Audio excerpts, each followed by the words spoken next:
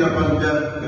زړه کې خیر راځي نو هغه خیر بیا نقصان کوي نو آینده د نقصان نه دی الله دواړه فریقه بلکې دا ټول مسلمانان دي الله وساتي دواړه فریقه به راشي په قرآن شریف به داسې کېږي چې موږ یو بل ته د زړه د اخلاصه بخښنه کړې ده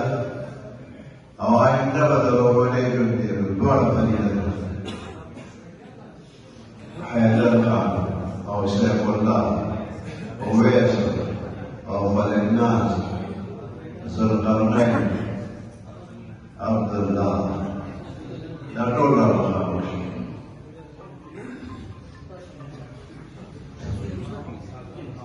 په قرآن شریف باندې ټول لاس کېدی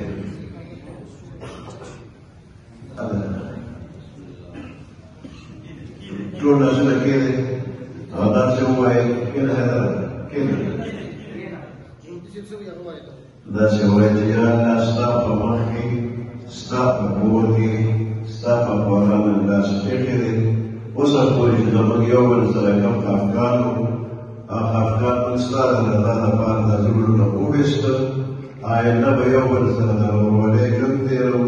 یو بل ته به نقصان نه رسوو نه په خپله او نه د بل په لاس